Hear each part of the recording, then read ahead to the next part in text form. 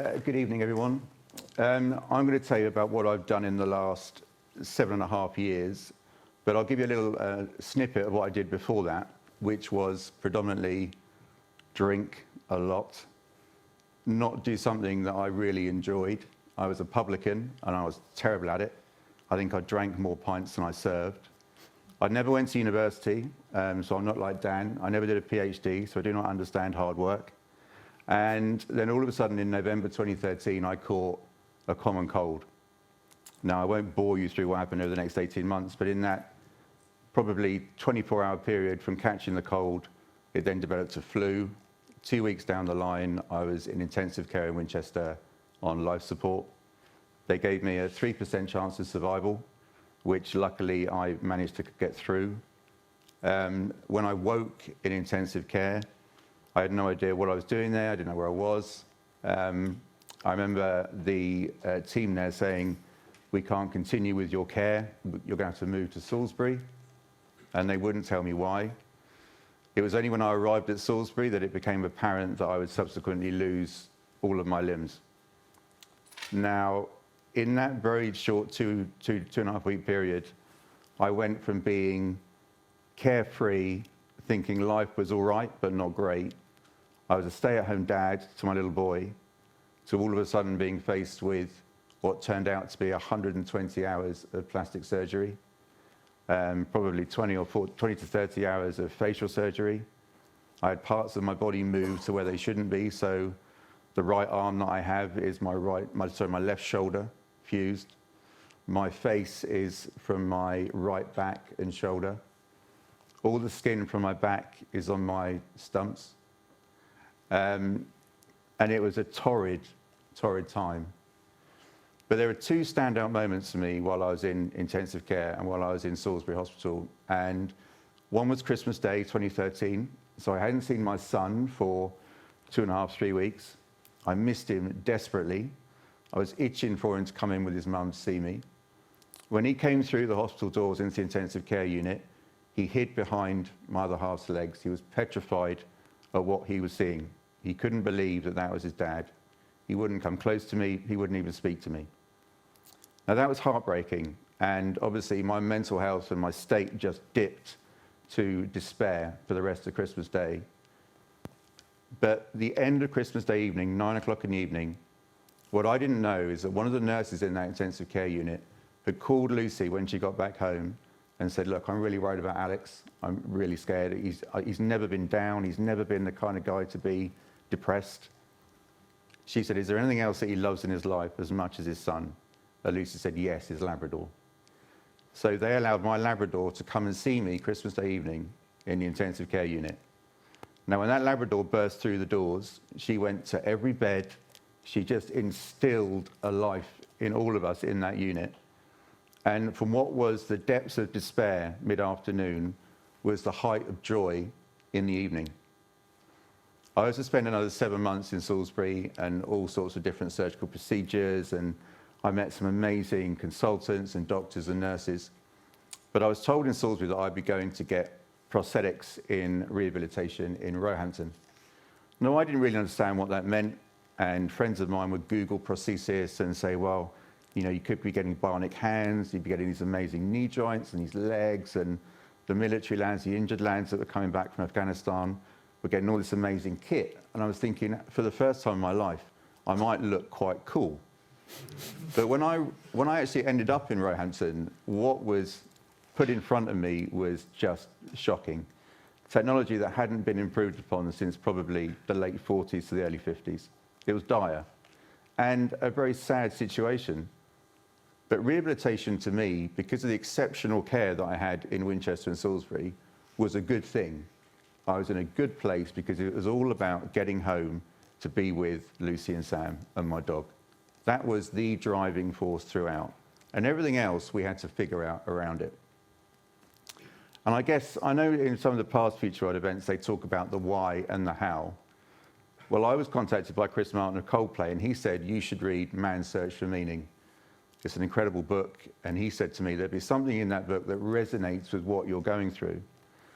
And I had facial surgery coming up, so I wasn't a big reader. I took the book into Salisbury, I read it through my facial surgery, and I stumbled across just a very, very small sentence, not by Frankel, but it said, once you work out the why, you will endure anyhow. And at that point in my life, my why was Lucy, Sam, and my dog. That was it. They were it in my life, and my best friend, Chris. The how was going to be living with quadruple amputation, living with wheelchairs, adaptions, and all the process of going back to hospitals and the visits, etc., etc. That was the how. Luckily for me, when I came out of Salisbury, I was picked up by a military charity who said, look, your mindset's pretty good, pretty strong. At that point, we were being filmed for a documentary.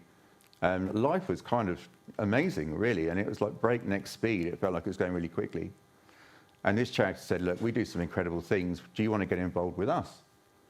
And I said, well, I'm not really adventurous. The most adventurous thing I did prior to falling ill was maybe play 36 holes of golf at a push. So they said, look, why don't we do some skydiving together? And I said, do you know what? I've lost my legs and arms. I'll do it. Let's take the opportunity. Let's do it. So I go to this skydiving place in Salisbury. They say, hi, Alex, nice to meet you. I said, nice to meet you guys. They said, have you skydived before? I said, no, never. I said, have you done this sort of thing before with a quadruple amputee? They said, no, never. And I'm sat there thinking, I can either bow out and say, no, it's not for me, or I can just do it. I was there. Why not? I had nothing to lose. So we went up to 50,000 feet. An incredibly big bloke that was strapped behind me sort of shuffled me to the edge of the plane, and over we go. And for that 1 minute of free fall, it was the first time since falling ill that I did not feel disabled. I had nothing to worry about in terms of arms, prosthetics, legs, wheelchairs, all those things. And it was just a beautiful, beautiful 60 seconds, 30 seconds. It was amazing. When I got to the bottom, the camera crew that were following me ran and thrust the camera in my face. And they said, would you do it again? And I'm like, oh, in a heartbeat. It was the best thing I'd done. That one opportunity to take, I took it, I loved it. Shortly after, I was approached by a school in Warminster, and it was by a student who worked on me in Salisbury who was in physiotherapy. And she said, look, we don't get anybody into our school to talk about physiotherapy. It's not in our remit to learn about amputees. So would you mind doing some public speaking for the school? And I said, sure, why not? And I went along, and I'd never done a public speaking event. I had no idea how it was going to pan out. I didn't really know what I was going to talk about, if I'm honest.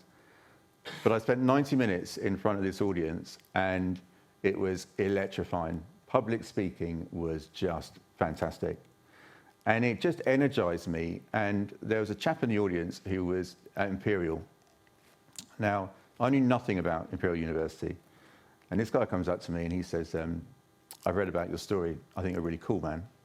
And this guy's enormous. I'm looking up at him and thinking, thank you very much. Very, very kind of you. I said, what are you here for? He said, I'm going to demonstrate some of the tech that I'm working on. And he was working on something called muscle whispering technology, which is where every muscle in our body makes a unique sound. And this particular gentleman had a system that can calibrate the sound to operate a bionic hand. Now, immediately, I was hooked on the bionic hand, because they're cool. Everybody loves bionic hands. If I had £1 for every student that I've worked with in the past 5 years that said to me, I'm going to build you the best bionic hand, I'd have about 120 quid. So when he said we couldn't get guinea pigs, I thought, well, I said, why not? Surely people are willing to work on that tech with you to develop it. And I think because I never went to university, I had an assumption that people were doing this sort of thing, that it was happening in these amazing places where all this tech was kind of hidden. And he said, no, we've never had anyone work in the biomechatronic department. Now, I didn't even know what biomechatronics meant at that point, but I said, I'd love to be a guinea pig. If it means I get to play with a bionic hand, I'll do it. And he said, oh no, we've got one of those, you come along. And that started what was to be 3 years of going back and forth to Imperial, working with this one student, and then meeting the professor there, and then meeting all the team of people that they had around them to develop this technology to the point that he spun out of Imperial in 2018. He founded a company in 2019, and he's just closed a seed A round for 6 million. Now, this guy is the most quietest, down-to-earth, lovely, lovely man. He just wants to make things better. But his tech that he developed for bionic hands, we're not working on that anymore. What was a very, very small market, he said there must be loads of people in the world that haven't got hands. I said, Sam, the market's tiny, minuscule in fact. And he said, no, there's loads, we've researched it. I said, trust me, there isn't. I said, in the UK alone, you might be looking at maybe 1,000 people. And the fact that there's 1,000 people with missing hands, to have access to the money that you need for a bionic hand, and let alone the system to operate it, well, that probably takes it to around about 200 people, if you're really lucky. Now, he had no idea, and all of a sudden, I was useful. I felt that I was actually helping him on his project in tech. And to this point now, we've now merged out of bionics, and we're now working on a diagnostic and a treatment for Parkinson's and neurodegenerative disorders. Now, that was never talked about when he was at Imperial, ever. It's only since he spun out that he's got into that, and he's now found this incredible sector that was completely unexplored to date for him, and that's why the money is seemingly rolling in. I mean, this guy's won so many awards. The board is incredible. We're working with people like Yen Tai, Dario Farina. I don't know if any of you guys know them, but these guys are next level in neurodegenerative disorders. And I'm a founder of the company. Now, I'm a founder, I think by accident, I guess, but Sam felt that because of the effort that I put in for what would have been no reward, I didn't expect anything from Sam. All I wanted to do was play with a toy, basically. I never thought for a minute that he would say, I'd like you to become a founder of the company, but he did. And because of Sam, we've gone on to then spur out of Imperial on something called koala soft shell prosthetics. So koala soft shell prosthetics. Again, it was a student at Imperial. He wanted to build a hand. Of course he did. He came up to me and he said, I'm going to build you a bionic hand. I said, don't bother. I've seen them, they're rubbish. Don't do it. But he still went ahead and he made this absolute catastrophe of a hand. Yet he still managed to get a degree at Imperial. To this day, I don't know how. But after the degree, he came to see me and he said, look, what do you really want from a device? You are the end user. So what do you require in a prosthetic? And I said, look, if you're asking me, if you can marry functionality, affordability, and comfort, if you can get the three of those to work together harmoniously, you'll be onto an absolute winner. And we've worked with this guy, Nate, for the past 3 years. And again, Koala. So we recently had a fundraising event over Christmas last year. We raised £700,000. And now Koala are making arms for children in the UK under 10. So every child with limb difference under 10, whether it be congenital or trauma, gets a free prosthetic. So they understand what they can do with them, the benefit of a prosthetic. A lot of amputees simply will not use a prosthetic because they're heavy, clunky, they creak, I don't know if you can hear that. They're not very good looking, and they're hellishly uncomfortable. So we want to change that, and we want to try and see a market developed by Nate from Imperial and the other guys that he works with now to see if we can try and fill that gap. It was a huge gap in a tired market. Now, these two examples are incredible success stories for me because I've worked with two highly intelligent, passionate people about changing the world. They just wanted to make a difference and help people. It wasn't about money. We were talking earlier on that years ago, people of my age group, we were driven by money, make money, make money, make money. Yet a lot of the students I work with now, it's all about, no, we don't want to do that yet. We'd quite like to make a difference first. And then if we sell it down the line, fair enough. But it's that impact at the beginning.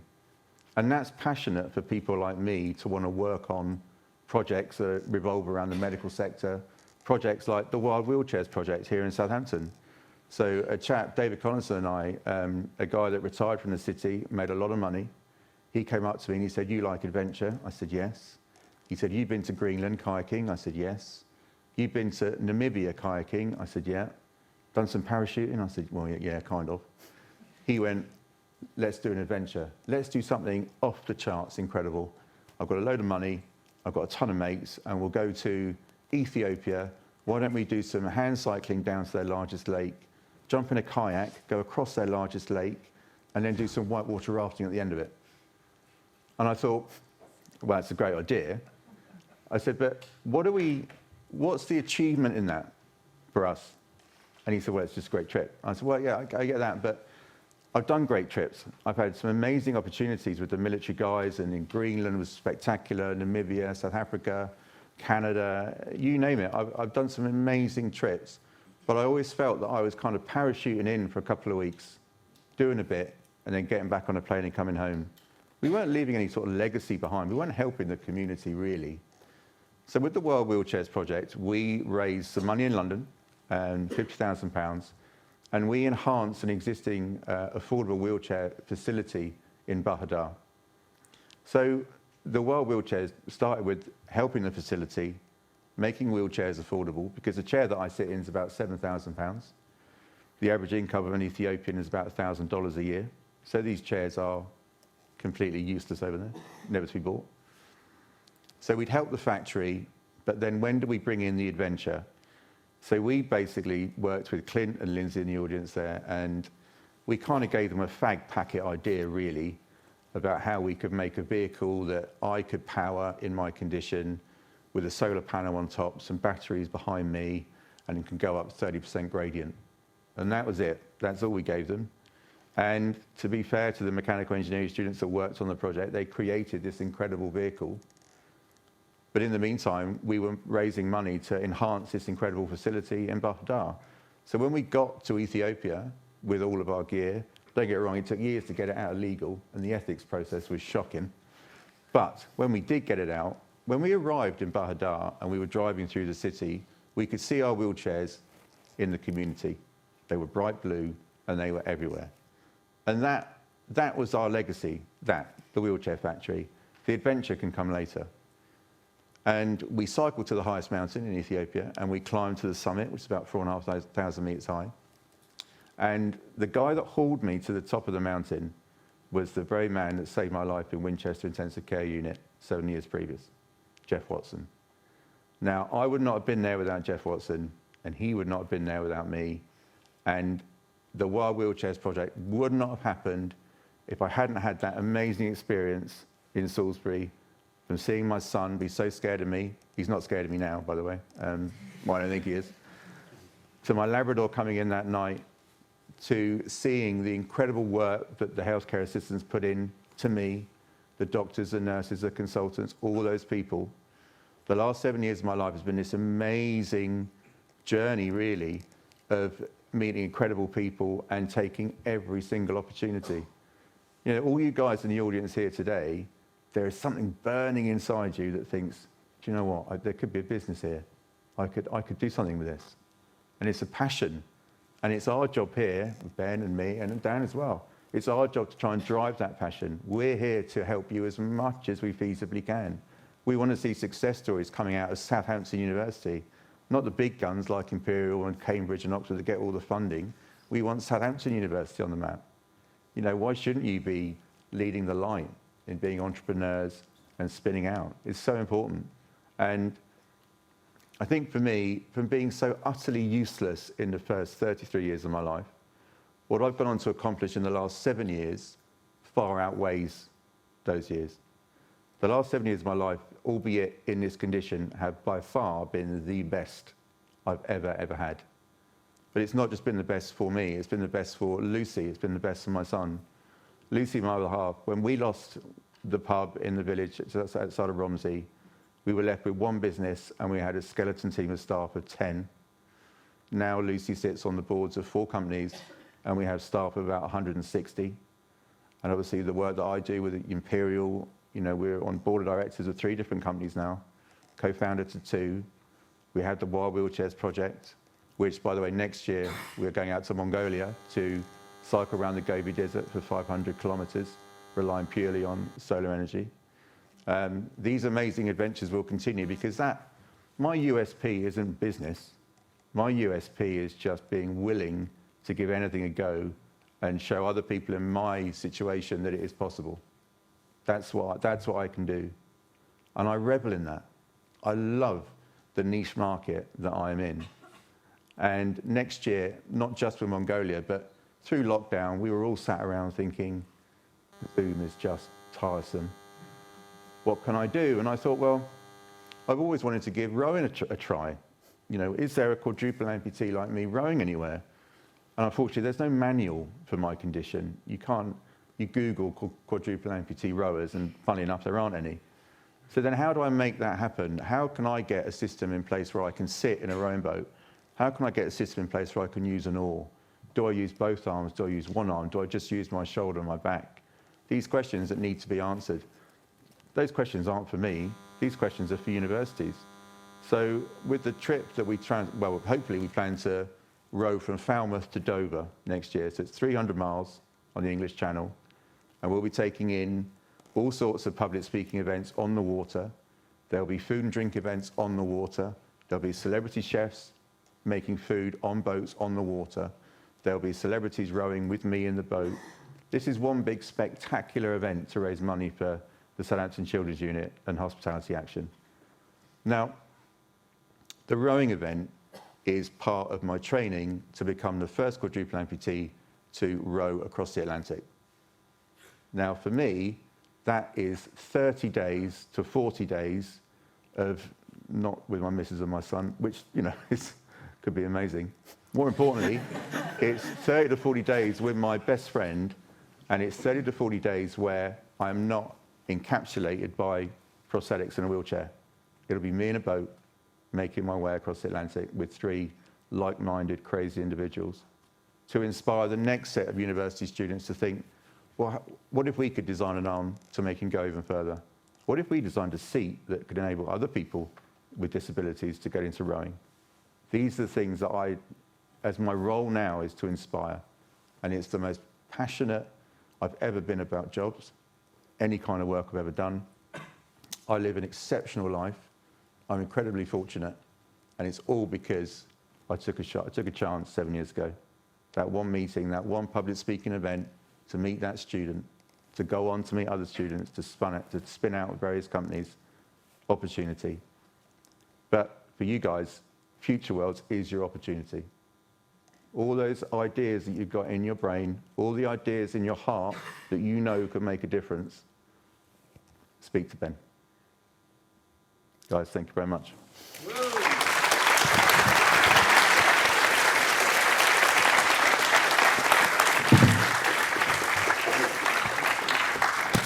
Alex, thank you so much. I mean, such a story. I mean, I know you could have carried on talking all evening, and I'm sure many of us could carry on asking questions all evening. We've only got a certain amount of time because the building is going to close at some point. But to remind you, futureworlds.com/ask. If you do have any questions for Alex, then get your phones out and ask those. I can see there's a few that are coming in already. So, Georgie has asked, said, you're just an incredible inspiration, just amazed at your strength. And I'm sure all of us share that feeling. It is incredible hearing what you've shared. Georgie asked, what's the exact moment that you started to believe in yourself to be able to do some of this? I think the exact moment would be when I was in rehabilitation in Roehampton. So when I arrived there, they were saying, look, you know, guy in your condition, it's kind of a miracle that you're here anyway, but it's going to be really hard for you to learn to walk, really hard for you to learn to use prosthesis. And they said it usually takes somebody with what were called rockers at the time, these horrific looking mini legs that they put on me as a walking aid. And they said it usually takes about 3 weeks to get you out the bars and walking around the rehab unit. So I had these legs for about an hour and a half, and I was out walking around the unit because I was just so desperate to get home and to continue to build on relationships with Lucy, with Sam, and just enjoy being at home. I think I had months and months in hospital where the food is shocking, and I was desperate for a nice glass of wine and a decent meal. So all I wanted to do was get out of those bars and get home. And that's when I believed, actually, do you know what, I could make this work. We could do this. Yeah, that's amazing. Iona has asked a question, says she just started here studying physiotherapy in Southampton. So just amazed seeing your story, seeing the documentary, and just really interested in if you have any advice for people in the profession, health professionals, OTs, physiotherapists, on how they can help someone like you to stay motivated through their rehab. I think a lot of it is working with the patient right from the beginning and maintaining communication. I mean, my first instance with a physio in the community and an OT in the community was they arrived at my back door. I think Lucy let them in. The occupational therapist had never worked with what I was then a triple amputee, and the physiotherapist had never worked with a triple amputee. And the physio didn't know what to make of me. He was looking at me to say, what do I do here? And he looked at me and he patted me on the back and he said, "You look like you're doing okay." And then he was gone. That was it. That was my motivation with physios. And I'm thinking, well, hold on a minute, that can't be right. But there was no communication. No one rang to say, well, you know, where does he live? What does he like to do? You know, what is his sole motivation? What keeps him going? You know, what is there that we can kind of work on to make the journey better for the patient? And I think its communication is absolutely mission critical, and being willing to engage with the client and just understand what they want out of their rehabilitation journey. Not just assume that it's, right, we'll make you better, you'll go on, you'll be fine. You know, it might be there could be something in mind that they have that they think, right, we want to make you achieve that. So then you're passionate about getting them to that point. It just makes the whole rehab journey much more smoother. Cool, that's really helpful. This is more practical, and I'm guessing it's Rob, an engineer, and I know there's some Rob engineers in the audience. Can you tell us about the prosthetics that you're wearing now? So these prostheses, I mean, you wouldn't believe. I mean, that arm there is about 10 grand, and that arm on the left is about 25 to 26,000. They're very old school, body powered. So simply push forward with the cable, an elastic band is around the hook on the end, and then they close shut. The tech hasn't been improved upon since the 50s, late 40s, early 50s, to the point that even some of the hardware, some of the screws, the nuts, the bolts are pre-war. I mean, it's just a terrible, terrible system. But they do look kind of cool, and you know, kids love them. Kids in supermarkets think I'm great. But there is a lot that we could be doing to improve this type of prosthetic, and you know what is available, and also the expectation of the patient. You know, insurance-based markets, you can get whatever you want, but in the UK with the NHS, it's a completely different world. So I think it's more about people understanding what is available to them. And also things like koala, you know, giving them an option. You know, why should you have a hard shell prosthetic when you could have something quite soft that's like a slipper, but it would enable you to hold your mug of tea, hold your pen, pick up your glasses, you know, simple things. Yeah, that's great. So Marino has asked a question. It says, is it really true that when the why is in place, kind of everything else falls into place? Like how does that work? Tell us more about your experience of that. I think it kind of worked because Chris Martin told me, really. It was kind of a cool story. But I think for me, it did become kind of clear. I thought when I'd read Man's Search for Meaning, I mean, one, it's an incredible book anyway, but I was going through some torrid surgery and my mental state was dipping slightly because there's a different psychology between losing limbs and any kind of sort of facial procedure, and especially the amount of work that went into my face. So mentally I was a bit down, and I think I was searching for why am I going through it? You know, what is the why am I lying here? Because I could just go home with an old bit of scar tissue that was acting as a mouth, but it wasn't great. You know, why go to the next level? And this was pioneering surgery. I think I had 3 separate procedures that had never been done anywhere in the world. So I was a guinea pig in Salisbury right from the outset. So, you know, why go through this last tranche of surgery? And it became clear when I was reading that book that night in that unit that it is Lucy and Sam. If I can build on those guys, then where's it going to go to next? And as I realised it was those 2 at the beginning, then my Labrador, then my best friend, then all the other people that I've met. And then all of a sudden it got much, much wider to the point that I'm now helping the why of the people that we try and help all the time. Snowball effect. Yeah, and we were talking before about that, how you look back over the last, 5.5, 7 years, and just amazed at how one thing's led to another, and you would never have predicted how things have played out. Never. So someone has asked, would you ever want to go back to your life 7 years ago? God, no, definitely not. No way. I miss golf, don't get me wrong. although I do like adventure a bit more now, but I do miss golf. But then the kids at Bath University have designed a golf suit where they're integrating soft prosthesis in a cycling jacket that will enable me to hit a golf ball for the first time. So we are looking at alternative ways of making it happen. But the reality, me, before I fell ill, I was an alcoholic, not a great dad. I was certainly not a great partner to Lucy. Would I still be with Lucy now if I hadn't lost my legs and arms? No, she would have dumped me, undoubtedly. Would I have a relationship with my son? Maybe, no guarantee of that. I think so many things I would have continued on that alcoholic vein and I would have screwed my life up royally. So Strep A came along at a time when I needed it the most, as weird as it sounds. And because of the timing and what it's given me, that's why it's the best 7 years of my life.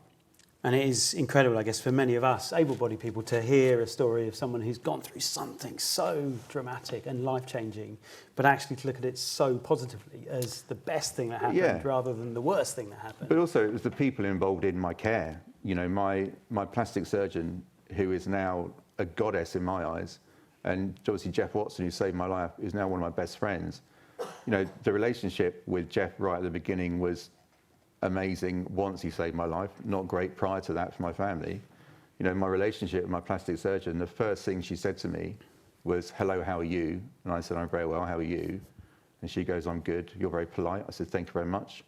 And then she said, "Right, well, we'll certainly amputate your left arm above the elbow on the left arm. We're probably going to amputate your feet and your ankles. We might be able to save your legs, we're not sure. I think I can find a way to try and save your right arm with pioneering surgery, but there's no guarantee the arm will work. And I'm pretty sure I can fuse a bit of skin onto your face for a temporary flap so you can eat." And then she was out the door. And I was lying there on my own thinking, it must be a dream. I can't, was that a real conversation? But it was just a hard truth. And what transpired over the next couple of weeks was brutal I was out of it. In honesty, I was heavily drugged. I didn't really know what was going on. But imagine what it was like for my family, for my mother, my father, my stepdad, Lucy, my son. Those are the guys that were suffering the most. I was in a good place. And I think for everything that's happened to them, the fact that we're still a unit now and that we've actually built on what had happened, it's testament to them. No, that's amazing. So you mentioned Clint and Lindsay, who are both in the room over this side. Lindsay's asked the question. So how long is it until you ask me and Clint to build you a rocket to go to the moon? Well, if they can get Shatner up there must be a chance that I can sneak something in from the University of Southampton. I would love to do something in the Arctic. I think that'd be kind of cool. I think we could work on something for that. Although we were talking about drones earlier on, weren't we? Maybe there's something we can do with drones. Maybe I could be the first person on a drone to get to Everest or something. That'd be kind of cool.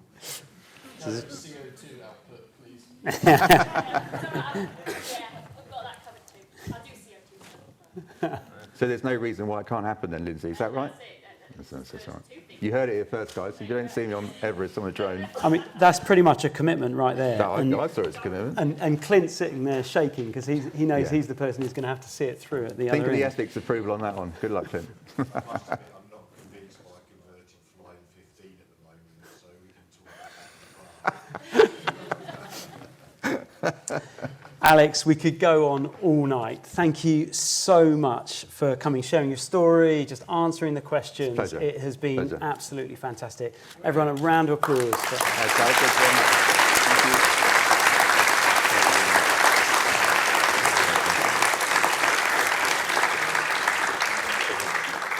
So, as I've said before, as Alex said through his talk, really the reason we exist is to hopefully challenge you, hopefully inspire you, motivate you, give you the belief that actually if you have got a passion for something, whatever that is, if it's something that you really are determined, that you really want to take it forward, that there's no reason why you can't start taking those first steps while you're here at university. We firmly believe that universities are the best places to launch startups because, believe it or not, you are surrounded right now by some of the most talented people that you've ever met. surrounded in all your lectures, surrounded in the clubs and the societies that hang out with people with ideas, people that will challenge you, people that you can work together with to come up with things that really can change the world. So don't hold yourself back. Always explore, take the time while you're here to throw yourselves in to whatever it is that it might be. It may lead to a startup, it may lead to something completely different, but make sure that you throw yourself in. So there's a whole load of things that are coming up. I would really encourage you, go on futureworlds.com, sign up for one of those events. What we found in the past is one of the greatest things around what we do is the community of like-minded people who together encourage each other, spur each other on. So we've got a load of guys in the team and mentors and investors around that have got loads of experience and skills that they can share with you. But often the greatest benefit you get is the mates that you meet alongside you who are working on completely different things, but you're all trying to do something that's really challenging and really exciting together. And so those speed meets, do that. It's an online platform. You can do it from your bedroom. It's really, really easy, but it is a great way of just meeting people one-to-one. You'll just get to meet a whole range of different people. So I'd encourage you, sign up for those and then make sure you come along to the next event. But if you do have an idea, don't just sit on it. Come and talk about it and we'll see if we can help. Thank you very much, everyone, for coming along this evening. Just one more time, a big round of applause for Alex and for Dan.